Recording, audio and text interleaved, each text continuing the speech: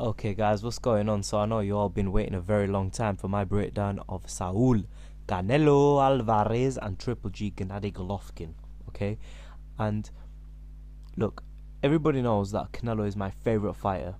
In boxing today, I look forward to nobody's fights more than Saul Canelo Alvarez. You know, I'm a big supporter of Canelo. I think he's a brilliant fighter. I love his fighting style. He's the perfect mix of boxing skill, boxing power, and speed. I think he's that perfect mix of swagger. He's got the look about him. He's got the superstar appeal um, of a true champion. When I say look, I don't mean his pretty boy looks. I mean, you know, I mean his demeanor, his his fearless eyes. You know, he's a warrior, and that's what I like about Canelo. He will fight. He's got a macho-ness about him. He likes to challenge his opponent inside the ring. He'll do things which are dangerous for him, but he does it anyway. And that's really why Canelo is my favorite fighter in boxing today. And look, this fight, I said to you guys a while ago that if Gennady Golovkin gets the Canelo fight very soon, he will wipe the floor with Canelo. But Canelo's team are clever. Golden Boy are clever. Sorry. Oscar De La Hoya is smart. They've waited for Triple G to get slightly on the decline. People say, whoa, why is Triple G on the decline? Daniel Jacobs is a good fighter. You know how the Triple G fanboys do. But the thing is, Triple G is on the decline. You guys need to see this. You have to accept this. I like Triple G. I think he's a very good fighter. I'm critical that he hasn't moved up, but I still think he's a brilliant fighter. I think at 160 pounds he's excellent. People go, Marvin Hagler never moved up. Yeah, but the other fighters did. And I don't rate Marvin Hagler like I do Roberto Duran and Sugar Ray Leonard. I think he's a good fighter, but I don't rate him as much as I do them guys because they moved up. And that's precisely what Triple G should do. He needs to move up and prove his worth. But you see, this is the thing. Had Gennady Golovkin taken this fight a little while before, accepted the splits that were offered to him, he would have been in a better position to beat Canelo. But the problem is, I believe they were asking for a catchweight. At a catchweight, Canelo would have whooped Triple G.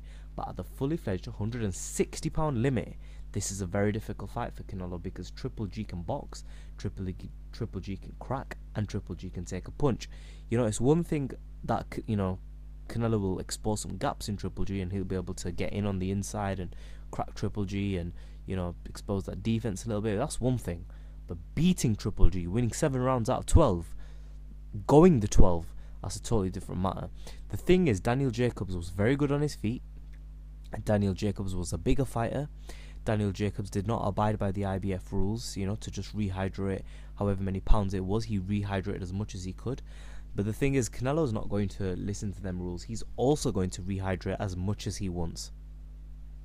But the thing is this, so will Triple G. I mean, if Triple G wants, he could, correct me if I'm wrong, people, but won't Triple G also be rehydrating more than his usual amount if he wants to? But you see, Triple G has been, in terms of boxing, it's not just about your age, it's about how many wars you've been in. And for me, Triple G has been hit far more than Canelo has been hit, with much harder punches to the head than Canelo has taken to the head. Okay, Kell Brook licked Triple G with some very, very vicious uppercuts. The straight right was landing. Daniel Jacobs then went and did it. And fights before that, Triple G has been taking punches to give punches. And he's been constantly known for doing this. And yes, it's a very exciting fighting style. And Gennady Golovkin isn't a very exciting fighter. No doubt he's a very exciting fighter. But the fact remains, he has taken a lot of punishment inside that ring, and it, that age, it creeps up on boxers, and it's very, very rare to see fighters turn back the clock and hit their prime. Gennady Golovkin now, I mean, if you look at his body tells the story. He's not as lean as he was. He's added quite a bit of fat on. His face looks fatter. He looks tired. He doesn't look fresh anymore. Gennady Golovkin is not the same fighter that he was a few years ago, and I think had Canelo taken that fight a few years ago at the full 160 limit and his promoters didn't stop him, it would have been a bad move, and I think we would have seen a clear knockout by Gennady Golovkin. But does that mean that still can't happen? No, I'm not saying that. But my take is this on this matter, okay? Triple G, Gennady Golovkin, is an excellent boxer.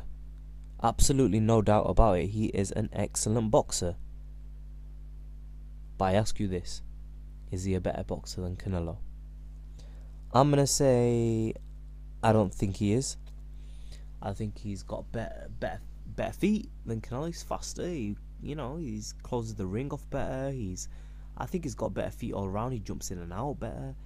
But when it's in the exchanges, and that's where it's gonna matter, I think Canelo's gonna get the better of him. He's gonna make Triple G a little bit reluctant to throw the punches that he has in other fighters. You've got to remember that Triple G has never faced a stronger, more willing fighter with the skill level of Canelo, with the chin that Canelo's got, with the heart Canelo's got. Everything that Canelo has, Triple G has never seen. But likewise, Canelo has never seen what Triple G brings to the table in terms of the combination of power, speed, accuracy, okay, boxing, offense. That's what Triple G brings to the table. Is Canelo really going to be able to avoid every shot? I don't think he is.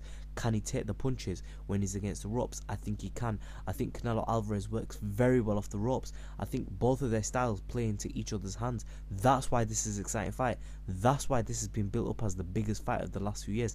That's why this fight is bigger than Anthony Joshua and Klitschko. Okay, this is a worldwide event. Triple G and Saul Canelo Alvarez for all the marbles. This is definitely the biggest fight in boxing. I don't care what you say, who an upcoming, which stars coming up, or which fight, Ward cover, it doesn't matter. This is the fight. This is the fight, and I think Canelo's underrated. I don't think Canelo gets the credit he's due.